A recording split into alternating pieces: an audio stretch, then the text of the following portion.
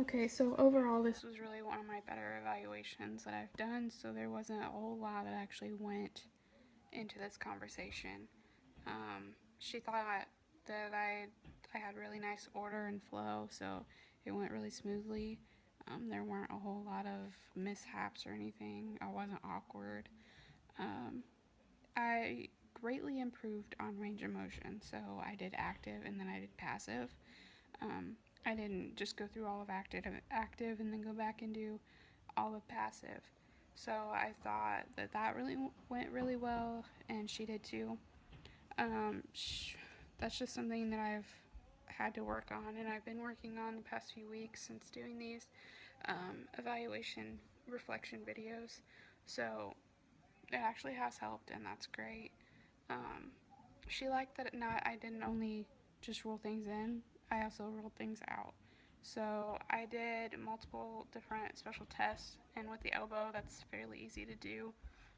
So I did valgus, varus stress, Cosen's, middle digit test, golfer's elbow test, passive tennis elbow test, Tenel sign, and compression test. There was one thing that I didn't do, and that was resistive range of motion. So I could have done that, but I did a bunch of manual muscle tests, which helped make up for that. I did the biceps brachii, brachialis, brachioradialis, triceps anconeus, pronator teres, supinator, and that was the only thing that really caused pain was the supinator.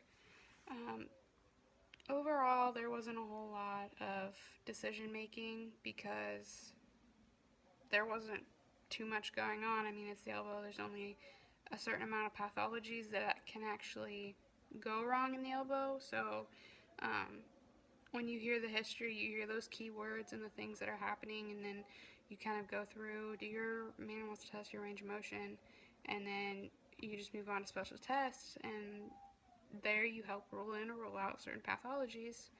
Um, but from the history, you kind of make a differential list, so then you can hit those certain ones in your special test, which is what I like about the elbow because there's only a certain amount.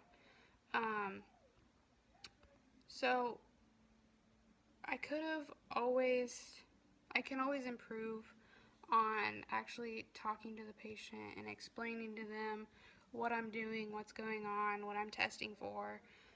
That's something I'm really bad about not doing. I feel like they won't understand, but I should be able to explain it to them so that they can understand.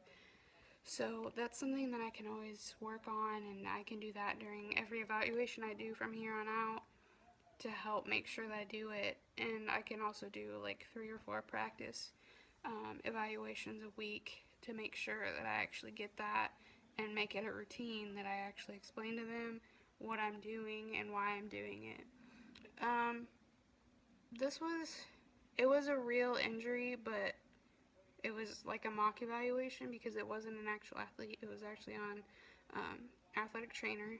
So it wasn't sports related, which is something that's great, and I feel like that's great practice. It actually happened when she was picking up a rack of water bottles, so that's interesting and not something that you'll see every time. So I think that was kind of good.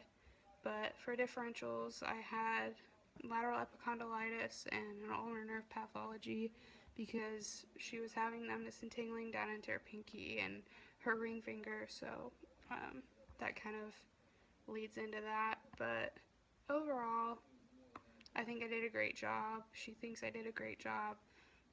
Like I said, always improve for actually educating the patient and telling them what I'm doing and um, how it's going to help them understand better. So overall, it was great. To add on to the fact that this wasn't on an actual athlete, it was on an athletic trainer, I think it really helps because she can give me the feedback on if I was giving the right pressure for palpations, if I was doing the correct, like, just the correct thing for the special test and all that because she knows how it should feel. Um, it also helps because, like I said, it's not a normal athletic type injury. Like, it wasn't an athletic motion or whatever. I think that helps me broaden my thinking because it's not just black and white. There's a lot of gray area in this kind of thing.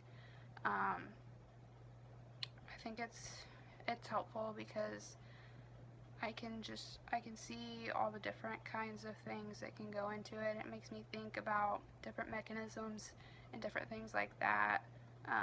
She takes a medication that actually helps with blocking nerve things. It's Neurontin.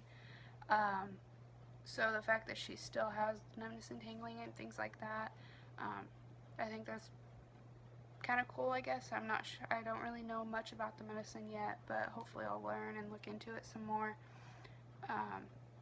But I think, it was just really, overall, I think I did great. I think it was helpful, very educational, which is what it's supposed to be, so that's good.